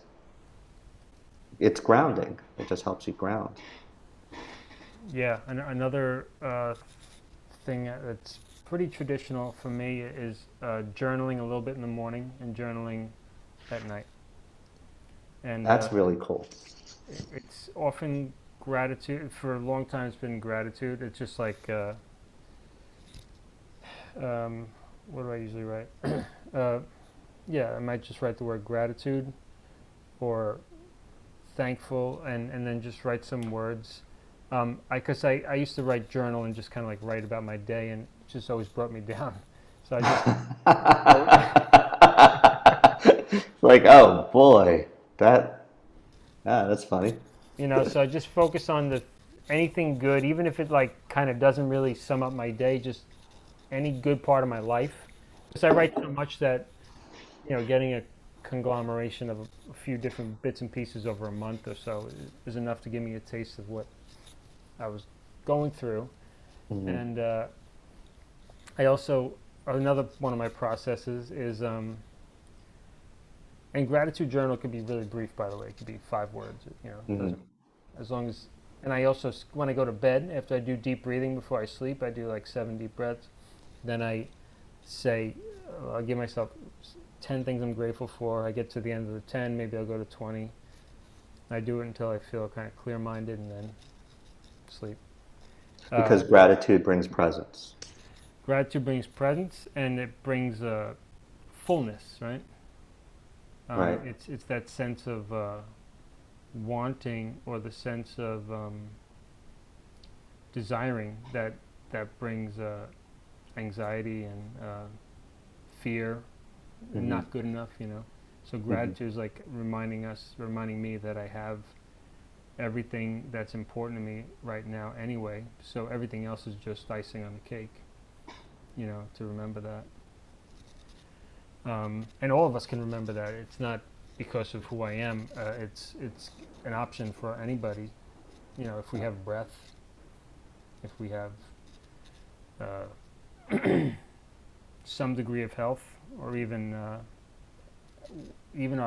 if we don't have relationships, like good relationships, if we even have ourself, we can be grateful for the love that we give ourselves. I mean, it can get that basic, And I do have often found myself in the past few years really being my own best friend, because I have a lot of friends, but who can listen to every little bit of a struggle that I go through and have the presence of mind to be there for me, and to not give me advice when I don't want it, and to give me advice when I need it. And it's Mm-hmm. so the only person that I could depend on is me. So I take walks at night and talk to myself. Mm. And I have a higher, I won't say higher power, I have a higher self connection, a being that I channel. I don't know if it sounds esoteric, but I have a Or being. essence. Yeah. Yeah, a higher self, but I have a name. I call mine is Washesh, and I speak to Washesh, and gives me I just channel. It's to the point where I don't even ask a question. I just kind of like vomit out everything I'm going through as I walk, and it's not like it always like problems or something, but it's just you would discombobulated sometimes with so much going on, and then Washesh will just, I'll say, yes, it's your turn to speak, Washesh, please. And this being is always present whenever I want him or her, whatever. It's basically him. And just I'll allow him to speak through me, and then I'll listen, and I'll just go, I'll start speaking without thinking. So that's what I regard as channeling. So I'm not thinking about the answer to what I'm trying to say. I just speak. And the words come out, and I don't know what word's going to come out before it says it, And then when I hear it, I always go back to zero. By the time I get home from my front door, I feel like, all right, I'm at zero again, which is all I want to be. Zero meaning like that peace state, neither Baseline kind of. baseline, which is a good place to be when you go to sleep, right? Essentially. Yeah, and it helps. So, is the idea of I had a question before, I forgot it. Well, what made you think of the name Washesh? So, I don't think I thought of it. I'm pretty sure Washesh. I was reading a book by Philip K. Dick Oh, he's good. in 2007 when I first moved into my apartment on 53rd. I remember that one. And I remember the flooring, the kitchen floor. bright whitish kind of marble flooring. Didn't you change the flooring of the Oh, kitchen? kitchen. I don't think I changed it. Maybe. Uh, didn't Steve help you like change the flooring? Maybe in my mother's basement when I lived down there, Okay. possibly. But yeah, I know. I think we put in a carpet in the East 53rd Street apartment. I think with Steve's help. Okay. Would that be what you think? Anyway, It must be. um, so when I lived there, uh, I was reading this book, and then I think there was a word that sounded like Washesh in it, and it was like this special, really special point of the book.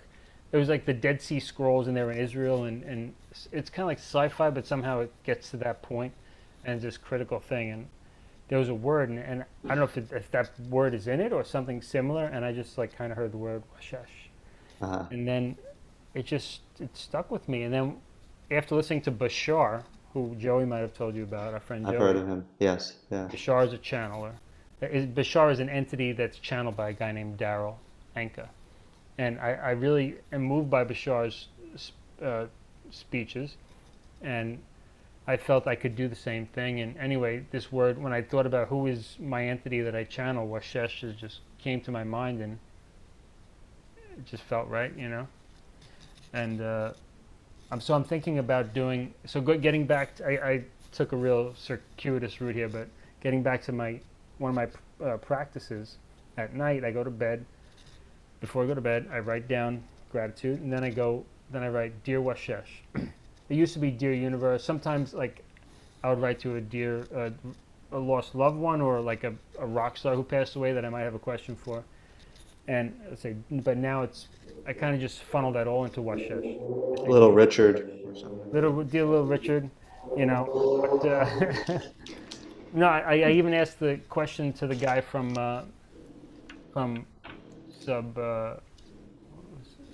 Sublime, Oh. and the guy from who's not the Lemonheads guy, the other one, not the Gin Blossoms.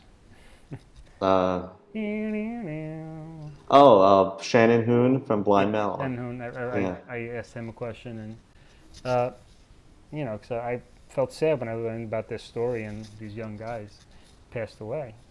Yeah, and the guy from Mother Love Bone, he was a sweetheart too. Who was Yeah. kind of off on this weird. Good singer too. Yeah. So I would like dear to that guy if I just watched the documentary that night and just have a question, just to kind of help me get perspective on my own life, to realizing that they died in their 20s. Here I am in my 30s at the time, and I do have a kid. I did learn how to speak 2 other languages. I've put out a book, whatever. Like these things that I can't fully appreciate because I have my own struggles, and these guys saying, "Hey, man, you have it. What's your, calm down, appreciate, whatever, things like that." But anyway, so I funnel most of the questions. Dear Washesh, I write a question, or I just write a word with a question mark. Then I get up in the middle of the night to pee every single night, and afterwards I come in, sit down with my left hand, and I look at the question and I write, and I just do it. It's a discipline, and it's not exactly fun, but every morning, usually after my routine, I eat and chant and all that. Then I go upstairs, maybe when I brush my teeth, and I look at what I wrote. And without fail, it helps me get through the day. It's like, okay, good. Like there's these, sometimes you have a thing in the day like that you're not looking forward to, or some challenge. And I asked Washesh at night, and then I got the answer. A lot of times I don't remember at all what I wrote. I'm like, oh man, that's a great answer, And it's in my left hand, so it comes out with a different part of my brain, Even You though wrote the question and answer down, right? I write the question when, like, in my waking state before I go to bed, Oh, okay. with my right hand. Uh-huh. So, like, in, like, the more John consciousness. And then after using the bathroom, I sit down, then 3 in the morning or something. And then I start writing it with my left hand. And in the morning, I'll read it, or in the next day. And it's like, it just gives me the right guidance. It never says anything I can't take. It doesn't push me too hard. Being compassionate with myself is one of the most important things to me. But it's not too easy on me. It's not like overly soft. It's not like, oh, do whatever you want. It's not like that. It's gentle, loving guidance towards my highest version. That's what it feels like. Mm-hmm. And it's good to know that it comes from me, but it also feels like it doesn't come from me. So it's this good like mix of, if I was asking myself advice, it might not work the same way, since I'm like accepting that this is a higher consciousness.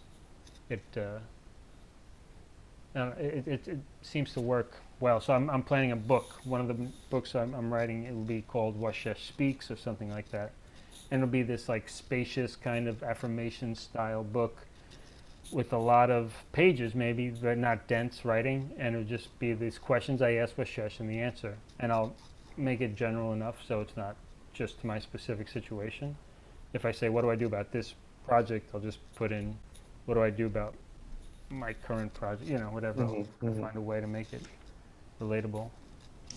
Do you think so? When you were talking about going walking and then having the talk to Washesh and getting a message that is not thought but just spoken naturally, is that your gut? Do you believe that? Do you believe that's your gut? I definitely have a very deep respect for my gut. Literally, actually, one of my routines, thanks to Yoko, my wife, is every morning before I put anything else in my body, I have a shot glass full of kefir, water kefir. What's kefir? Kefir, kombucha is. Oh, the Japanese tea? It's not just Japanese, but it's these are probiotic drinks that it's just we have like this living thing in the kitchen. Looks kind of like a liver that's sitting in a jar, and she feeds it a certain way and takes care of it, and it creates this probiotic enzymes that we mix with juice. It eats the sugar, and it becomes this health tonic. And so it tastes good. It tastes like healthy soda. And so I drink it every morning to keep my gut bacteria as healthy as possible. So I really, really pay attention to my gut. I establish a system. If I ask my higher self a question, or Washesh, like for guidance, if I get a clear, open feeling, that's yes. If I get a clear feeling that's not necessarily open, it's just like still, that's neutral. Mm-hmm. And if I get any tension in my stomach, it's no. So I have this system to judge on how I'm going to go about whatever, to trust, how to trust myself and my actions. And how does it feel to follow your gut? So good. Mm-hmm. And heart equally. Hard? Heart, my heart. Oh, heart. When I feel heart tension and listen, like really, like listen, like what are you trying to tell me? And because it's that inner, like we spoke inner child one day recently. Mm-hmm. That inner child that's what it is. The heart it's saying, hey, remember me? I don't want to do this. I don't want you to drag me around here or there. I don't want to be put into this situation. I want to relax. Whatever it is, it's not just relax. I want to live in this simple, happy way. You don't have to overdo it. That type of thing. And so the heart and gut go really close together to me. They are two different sensations for sure. I think the gut is more visceral. But I've had a lot of tension in my heart in the past years, and it's been relieved a lot. So I'm very grateful for that. And I know it has a lot to do with me doing less, saying no more, healthy boundaries. Not saying no more, saying no more often, having healthy boundaries. Or no more. Or sometimes you got and following my heart, like going to Sedona, that's following my heart. It was like there's no common sense thing that said, yeah, John, that's a good idea. That is a good thing to follow. That like just because, no reason. Yeah. Mm-hmm. No logic, really, right? Yeah. Beyond logic. Yeah. So, you have a relationship to your body. You understand the wisdom of your body. I certainly work on it, and I acknowledge it. Yeah, Yeah. I Yeah. strive to improve it, of course, to get more present to my body. Yeah. But it's giving you messages. Oh yeah. Yeah. I know. I would never have believed that to be a true thing, and I do. I believe that now. It's just you have to pay attention. hmm Yeah, and the more often we're in silence or in nature and not in a rush, the louder the voice becomes, or the more we turn up the volume on our body's voice and turn down the volume on the voices of all the other random people out there who are not us. Hmm. Random or related people, whatever. Uh, Turn down the volume on the exterior world, Right. Right. not shutting it out, but just turn down at least more of a balance. And going in is going to be uh, essentially, my belief is, to go inward, to favor inward a bit more than outward, especially because we live in such an externally oriented world, is going to help us to balance Hmm. more Right. likely than the opposite. Or keeping it 50-50, it seems just unrealistic because the scales are going to quickly tip Right. towards being Right. extreme. We have to initiate a program in order to be connected to that, because otherwise our our current way of living does not support it. Right. It just doesn't. The screen time, which is, connecting us, but it's also so distracting. Um, like you've seen The Social Dilemma. I don't know if you've ever seen it. I haven't. I'm seeing probably other documentaries that are quite similar, but Yeah, I'm open to seeing it one day. but it's a true addiction. It's a true addiction. It's a truly captivating our attention, and we have to like have an active plan for it. Otherwise, we're just going to lose a lot of, you know, time, perspective, hmm um, substance. Yeah, yeah. It's I don't want to say. Remember the Metallica movie, Some Kind of Monster? Yeah, I recently just watched Dave Mustaine and Lars. Lars was really mean to him, but yeah. Right. Yeah. Tough love or something. I don't know. Um, yeah. Um, but anyway, I would say we're in that similar thing. Like you look at Metallica in the early days, it's like, man, this is the coolest thing, and then you look at what it turned into, and it was a monster. It took over their lives. And that's kind of what happened to us. The early days of, in as a society in technology, people Hmm. were so excited about it, and then now it's kind of consumed us, and it's a bit of a monster that we created. That Oh, we, it's a monster. Oh, it's definitely a monster. Yeah.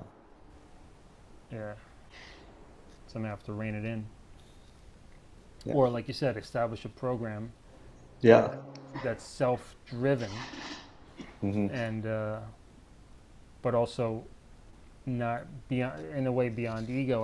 I would suggest, because ego is kind of what gets us into this mess, to see Yeah. that we're all connected, but at the same time that our sovereignty, we can only really be 100% responsible for ourselves, and then through that we can model through our actions and behaviors and our practices uh, behaviors that would be befitting to a conscious human.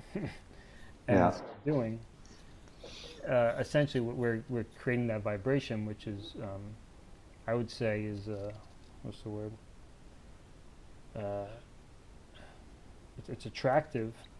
It's all contagious, to have this like open, balanced, receptive, but also, what's the word, like uh, well-established healthy boundaries. Hmm. Knowledge of healthy boundaries, but Hmm. also open to receive with healthy humility. Like, hey, I can learn from you, But at the same time, I understand what's right for me, and I'm going to work with who I am at this stage.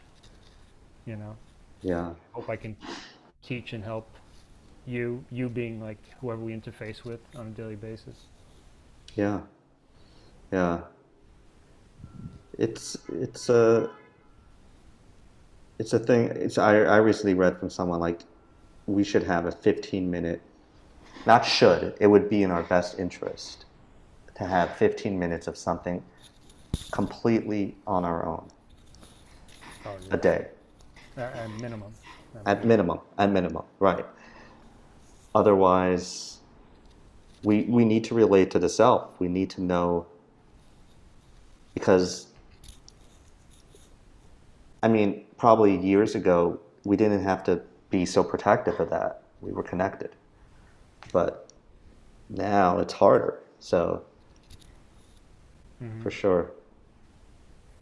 Yeah. Yeah. Oh, yeah. Some on these late night walks. I know not everyone can do a late night walk, and I know, especially if you're not a male, there might be, and what neighborhood you live in, that could be an issue. But when I take a walk by myself at night, it can be in the morning or anytime, I guess. But night is good for me. But I do. So a lot of times, like I've been training myself to be honest with myself, and as I express what comes up for me, and I allow myself to hear it without judgment, really truly practice unconditional love with myself, then I can respond. It's kind of helpful to be Washesh or to be higher self, so it sounds like there's someone listening and responding. Otherwise, I get confused. Is this me talking to me? So it's kind of helpful to think in that terms. And but when I'm received with this like total unconditional love, like whatever you're going through, whatever you feel, it's fine. It's fine. Right. And you have the freedom to choose what is best for you. And you have the freedom to choose what's not best for you. Right. That's true. Perhaps the path that would be healthier, that would make your heart happy, that would make your body function at a higher level. How close can you get to that? That's up to you, but at least you can see it now. And you could see where you've been fooling yourself or lying to yourself, thinking you have to run in the rat race or spin the wheel to get it to be sort of more respected or well loved.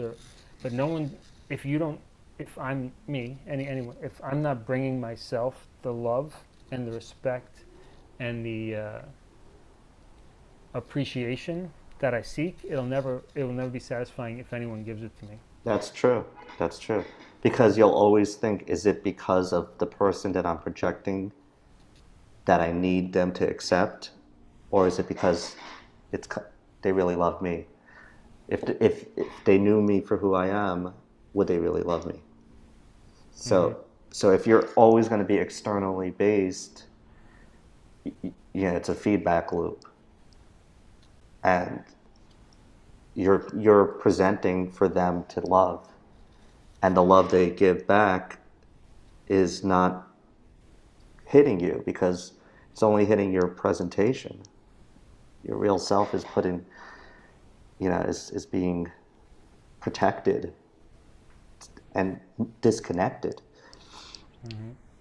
So I was given the image somewhere along the line that when you feel love, and let's say me, when I feel love and I emanate it from my heart, and let's say forgiveness, the power of forgiveness is really wonderful. You ever hear of Ho'oponopono, something like that? Ho'oponopono. Is this meditation, which is, I think it's Hawaiian originally, but anyway, it's I'm sorry, please forgive me, thank you, I love you. I'm sorry, please forgive me, thank you, I love you. And you just say it. And there's some good ones online with just saying it over and over again. This guy Aaron Dowdy does it. And I did it one day for, I don't know, maybe 10, 15 minute walk through the creek. Just said it. And I didn't have anyone in mind. Sometimes a face would pop up. I'm like, Am I sorry to someone? Am I not? I don't know. Am I sorry to me? But the point is, all those feelings, I'm sorry, passes through your field of energy. Please forgive me, passes through your field of energy. Thank you, passes through your field of energy. I love you. So you get the benefit of every one of those. So if you say, I'm sorry to someone, you think, like, I want to hear someone say, I'm sorry to me. No. Saying I'm sorry, that energy, the vibration has a certain frequency. That is going through your energy field. So you get that benefit when you say it. Of course, it's nice to hear it, maybe, but it's more powerful and empowering to know that I could choose to say that. Uh-huh. I'm sorry. Please forgive me. That's going to you first. You're getting please forgive me. So you're asking yourself to forgive you, and you're also asking that for the entire world, to the heart of the world. You're saying, please forgive me to everybody in the whole world that you ever might have done wrong to. Thank you to every being in the universe that exists, because gratitude, as we all know, is, maybe not all of us, but is a good emotion to bathe yourself in. So thank you. And I love you. Love, if we're all essentially one, unity consciousness, we all came from this source, then holding back love from one other part of the puzzle, essentially holding back from myself. So anyway, bless you. It's this self. It's a self-fulfilling prophecy in the good way, you know. So then I felt afterwards I was just able to be more free with these things that I was a little hesitant with. And I didn't have to necessarily write someone a letter or make a call, although sometimes that's appropriate. But I just felt like I could trust myself a little more, and I felt a little bit more loved and protected myself when I did that meditation. Mm-hmm. So anyway, I bring that up because it's kind of the idea that to withhold good things from the world is withholding them from ourselves, you know? Mm-hmm. Mm-hmm. Yeah, and the idea that you're choosing it when you're speaking it, that's an interesting thing to, I guess it goes back to your music thing again, like intentional music, right? Mm-hmm. Almost like, what's the intention of the music? Is it for distraction?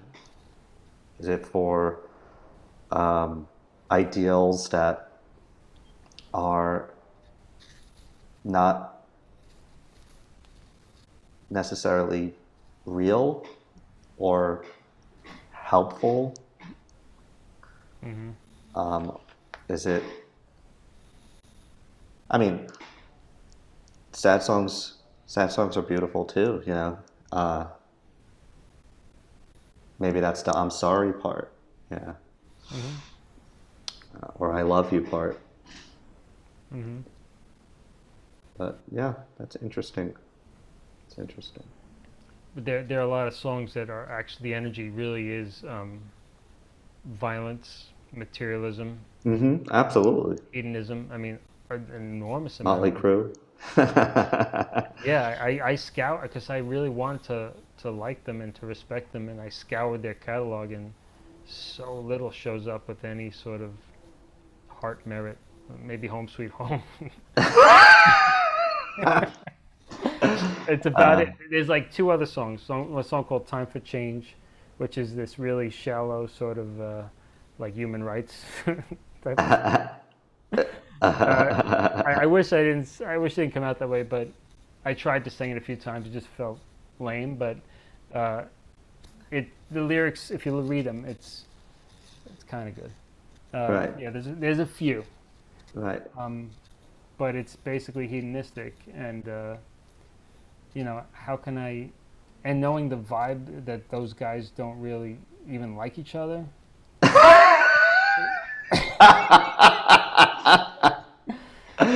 Who could like them? It's pretty understandable when you think about.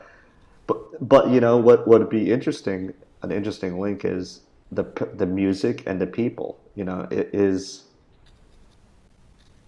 you know, are they fulfilled with what they've created? Yeah. Are they? I mean, we can't answer that, but like something tells me James Hetfield's on a good. Like I want James Hetfield to be well. Right. Yeah, I have the same feeling. Like I hope he's somehow gets to relax as as he mellows into older age. It seems like he is. Yeah, and you know, I still think that the expression that he had to, like, there was something that needed to be something. You just got to put all the pieces out on the table or something, and know what's there. Um, so I think that's, coming back to the music thing. That's important, but it's also important. I mean, the fact that I was like believing that these people are my idols was ridiculous. But quite understandable. But quite understandable. Well, it speaks of a culture of lacking, you know. Yeah, oh yeah. So Commercial-based culture, right? Let's sell you everything that right, you don't have. you're a consumer. You're like a cow in the pasture. Yeah, it is all consumer-based stuff, including Metallica, including Guns N' Roses, because they can sell stuff to you and Right. fool you into thinking being like them would be better than being like you. Right. But yeah, James Hetfield was definitely one of my idols, and I can clearly see he's not now, but it doesn't mean I respect him less. I do respect him very much for being him and for being a model. A model, if he performs some sort of role, so I guess you could say a role model in some way, but he's an example of one way to live, and that's definitely not very unlike who I am. I thought it might be similar when I was younger, but he's very unlike me in many ways, so I'm glad he's kind of found himself. That makes me happy. And I'm also glad that I didn't try to be more like him or Dave Mustaine or Axl Rose or anyone else than I naturally could. My inner voice always like kind of guiding me away, saying, nah, you want to be a rock star, but you're really not a rock star personality. So, sorry, John. Right. Right. But in the same way, the music and the people, they're woven together. Like you become your creation. So it's interesting. Yeah. Yeah, like I saw James do that song, one of our friends share. What was it? Um, was it Whiskey in a Jar? I don't remember. No, whatever song it was. It was an acoustic song. But anyway, when I listen to the lyrics that he generally sings, I wouldn't be content singing any of them. So, but he doesn't mind it, night after night for years and years touring. So somehow that feels on some level natural to him, So you're right that the music suits him. Right. Lemmy from Motorhead. How on earth could he sing those songs with razor blades in his throat type of sound, and then drink vodka and orange juice afterwards every single night with diabetes? He had diabetes? Yeah, towards the end anyway. But yeah, like what motivates somebody like that whose character is so different from me, I'll never know. But somehow we look at him, and collectively I think most people respect him for whatever reason that's hard to pinpoint, right? Well, because he's like an archetype, Mm-hmm. He represents something. Yeah. Represents like ugly, cool dude. Mm-hmm. Ugly, tough, cool dude. Who's living on his own terms, Right.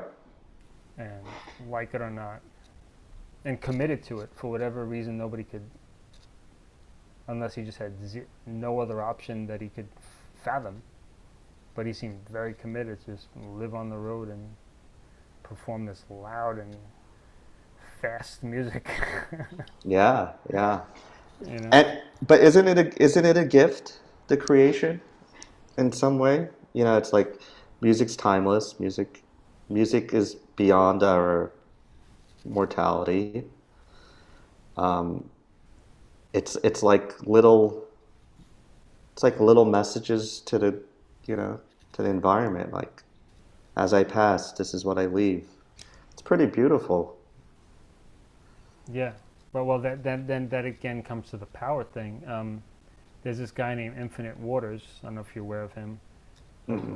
YouTuber, and he speaks very vocally. He's a very inspiring guy. He puts out a video every day. I think has over 3,000, maybe 4,000 videos now for years, inspirational videos, and he very much goes at the music business for being quite deceptive and essentially on this angle of kind of wanting to keep people dumbed down, and in the matrix, 3D matrix, and he gives examples of people who, young artists too, who've lost their lives because, actually, I would argue, I would agree with him that it seems like the mainstream music world, especially since it's so hard to keep the old system going. The old system is gone, right? Like the record label system and all that. It still exists, but what we knew with the mainstream media has, obviously suffered a great deal Yeah. with the online world and YouTube and all sorts of free music Yeah. things. So, which is I'd say for the average person, it's much more fair and better, less glamorous maybe, but uh, Less community. uh, well, it's much more specific communities, or less default community, I would say, from my perspective. Like Right. if you have Or 9 channels on TV, right. and 7 of them are boring, you and your friends are probably going to watch the same 2 channels that are interesting. Less commonality. I'll say that. Yeah, yeah, right. Like the idea of like the '80s means something right now, Right. like the 2010s. I don't know if it really means anything for kids who grew up at that time. I don't know the meaning. They might, maybe in 20 years it'll be clear, but right now it doesn't seem like that, right? Right. But anyway, he basically describes the music industry as being like a deal with the devil, and he does it in a way that doesn't seem like contrived or like he's forcing any agenda. It's just this is what he sees, and he gives the example. There's a couple artists he'll bring up. I forget the name of these guys that were like putting out these like violent videos, and this young guy, it's like 21 years old, and he got killed. Hmm. Like in showing you what kind of a crazy, diluted message he was projecting, and that he Right. died. Of course, it wasn't surprising, but it was very sad because he's defending young people and encouraging not, because he has a lot of young subscribers, encouraging them not to do that. So yeah, and that totally plays into the music for health philosophy, and conversation, which I want to have with people more and more. Right. It reminds me of Biggie and Tupac. Tupac, and those two guys were railroaded. They were completely taken for a ride, where they had to put their lives on the line for it, Yeah, and it's despicable, really. yeah, it's absolutely despicable, and everyone knew it. Mm-hmm. But so yeah, that's destructive and scary and sad. It's just a sad comment on us as a Mm-hmm. society that we're I don't know. It's ego based, right? It's all ego based. So Yeah, wasn't there a DJ who passed away, Avicii, a couple years? oh yeah, yeah, yeah. Same thing. Apparently, this guy's a really sweet guy, and this like his success forced him, or he felt forced to continue to like play these huge shows, and of course, that gives you this warped schedule, and your mind's being bended by this crazy electronic music Right. that's not real to what a human being, you know. Right. Completely amped up. Yeah, Yeah. right. And of course, he had to take uppers and downers to feel normal, and he was away from his home a lot, and Hmm. Same with Tom Petty. His last tour, he was, he had like this hip injury, but he wanted to do it for his fans. And I actually have grown to like Tom Petty a lot lately because he had a show on Sirius where he's like a rock scholar. He knew a lot about rock and roll. But anyway, he wanted to do it for his fans. He wanted to have it as his last tour. And he died. I think he was taking something like an opiate to help him through the pain. And it's like, what happened? Why are these things happening? Why are people, feeling, say, those are people that are way out of our reach in life. But why do we forget who we are in the jobs we pursue, or the work we do, and we really got to protect ourselves. yeah, and our energy. Yeah, and don't get like so overwhelmed by the image, because it's not you. It's part of you. It's not you per se. Right. It's just passing through you in a way, right? Yeah. It's a way you negotiate with the world. Yeah. Right. Yeah, it's been amazing. It's getting kind of late. I don't know if there's Oh, yeah. anything else you'd like to share. Oh, let me. Can I wrap it up here with a few quick questions, like kind of Yeah. quick fire? If there are questions. How would you describe your philosophy on life? If that's too long, then we could save it for another time.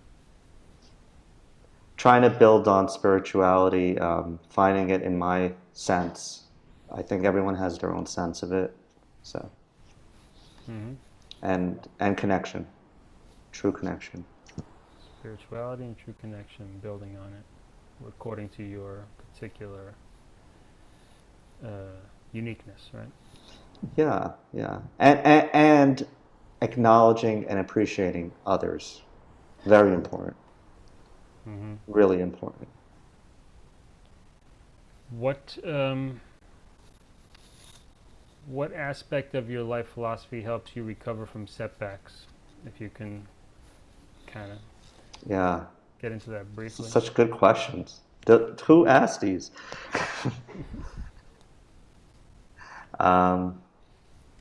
Or are those yours, maybe? Yeah, these are mine. These are great questions. Okay. I think music did a lot. I think music is a way of going back to the self, and music could be a hug. It could be a self hug. And knowing the right people to be vulnerable with, and really growing through that. Yeah, awesome. Let's see. Can you share an inspiring book or three that you would recommend to our listeners who are, let's say, looking to feel better? We're not so in the throes of the pandemic right now, but just to help people through any rough spots, or just maybe to expand. I think the presence process is a good one. I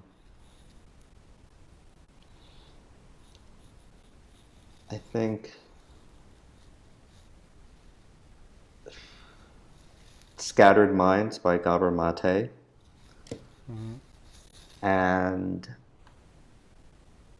I haven't read this book yet, but it's supposed to be good. It's called it's called, I forgot the title. something from A.H. Almas. He's a philosopher, and he wrote a book about it's part of this thing called the Diamond Series, man's search or man's origin for love or something like that. I forgot the title. I have it. But Mm-hmm. A.H. Almas. Okay. A.H. Almas. Almaas. All right. Cool. Yeah. And let's see. And I haven't read it. But I'm Uh, supposed to. so I don't know, any parting words for our listeners to encourage them to, I don't know, be more present, be more joyful, or get the Yeah. most out of life? I don't know. I'm another passenger on the bus, but I totally wish that for everyone who decides to watch. Um, I think having true connections and recognizing when a connection is really about someone meeting you for who you are, or you know, and really being grateful for that. Being grateful for true connections, I think, is really important.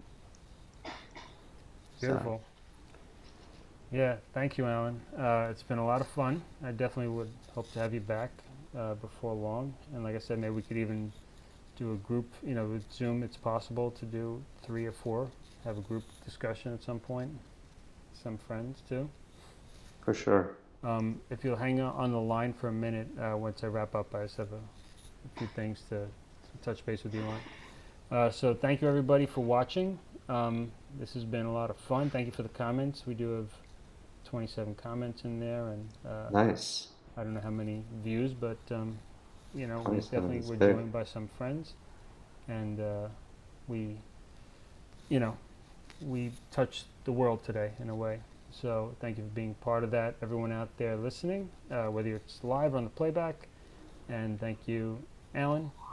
And until next time, guys, this is it for Music, Philosophy, and More. Good night.